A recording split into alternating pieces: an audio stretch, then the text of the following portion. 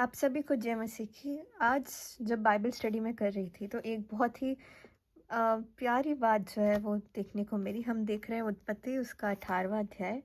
और जस्ट इसमें एक कॉन्टेक्स्ट मैं दे देती हूँ कि यहाँ पर अब्राहम और सारा को वाचा किए हुए जन्म इसहाक के बारे में बताया जा रहा है।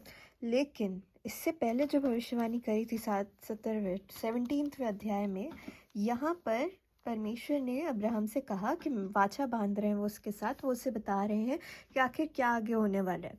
और 17वें आयत को अगर हम देखें तो इसमें लिखा है कि अब्राहम मुंह के बल गिर पड़ा और हंसा और मन ही मन कहने लगा, क्या 100 वर्ष के पुरुष से भी संतान होगी और क्या सारा जो 90 वर्ष की पुत्र जनेगी। यही आयत, यही ख्याल, यही सोच जो है सारे के मन में भी आई जब उसने ये सुना। अब देखते हैं उत्पत्ति 18वां अध्याय उसकी 12वीं आयत में लिखा है, इसलिए सारा मन में हंसकर कहने लगी, मैं तो बूढ़ी हूँ, मेरा पति भी बूढ़ा है, तो क्या मुझे ये सुख होगा।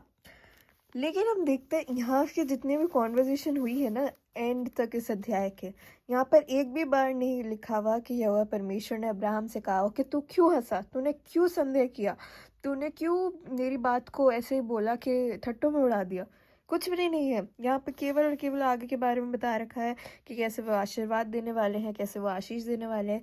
लेकिन 18वें आयत में वो ही बात जो अब्राहम ने करा है, हंसा वो भी, सारा भी हंस रही है। लेकिन यहाँ पे एक बहुत बड़ी बात का जिक्र है कि यहोवा ने अब्राहम से कहा, सारा ये कह के क्यों हंसी कि क्या मैं मेरे जो इतनी बूढ़ी हो गई हूँ सचमुच एक पुत्र उत्पन्न होगा। आखिर ये बात परमेश्वर ने अब्राहम से क्यों जिक्र करा इस बारे में कि मुझे पता है सारा हंसी है। क्यों? क्योंकि हम परमेश्वर की बेटियां हैं और बाइबल इस बात की गवाह है कि हर एक माँ ने जिसने भी परमेश्वर के सामने अपनी बात रखी है या मन में कुछ सोचा है या कुछ भी मन्नत मांगी है, वो परमेश्वर ने हाँ और आमीन में पूरा किया है। हम देखते हैं उत्पत्ति के अध्याय में स्टार्टिंग में जब परमेश्वर दुनिया बना रहे थे पहले दूसरे अध्याय में, तो वहाँ पर क्या हुआ, वहाँ पर परमेश्वर ने आदम को सुला दिया। वहाँ पे कोई भी तीसरा आदमी नहीं था और एकांत में आदम को सुला के परमेश्वर ने अपने हाथों से नारी को रचा, हवा को रचा। ये इंटीमेसी परमेश्वर हमें बताते हैं कि हम उसकी बेटियां हैं। और बाप और बेटी की वो जो एक फीलिंग होती है, वो एक जो बंधन होता है, वह परमेश्वर हमें जिक्र करते हैं कि एक बेटी का पहले से ही उन्हें पता होता है कि वह क्या चाह रही है। उनकी नज़र अपनी बच्चों से, स्पेशली बेटियों से कभी नहीं हटती है। और यहाँ पर हमें वो उसका उदाहरण देखने को मिलता है। यहाँ पे अब्राहम हंसा, लेकिन परमेश्वर ने उसे इतना उसकी हंसी वाली बात को कि हाँ ठीक है, वो हंसा, गिर पड़ा, लेकिन फिर भी परमेश्वर ने उसे कन्फ्रंट नहीं किया कि तू क्यों हंसा, क्या तुझे संदेह है।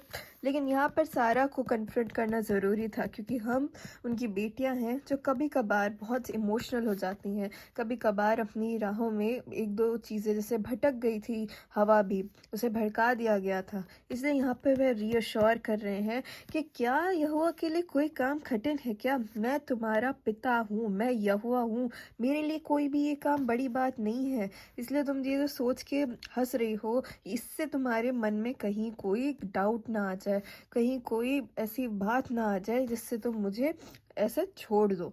इसलिए परमेश्वर हमेशा अपनी बेटियों को, जब हम उनसे प्रार्थना करते हैं, मांगते हैं, पूछते हैं, तो ज़रूर हाँ, आमीन या भी ठहरो या ना में ज़रूर आंसर देते हैं, पर आंसर ज़रूर देते हैं। उनकी कृपा दृष्टि हम पर हमेशा बनी रहती है। और ये आयत, यह अध्याय उसका गवाह है।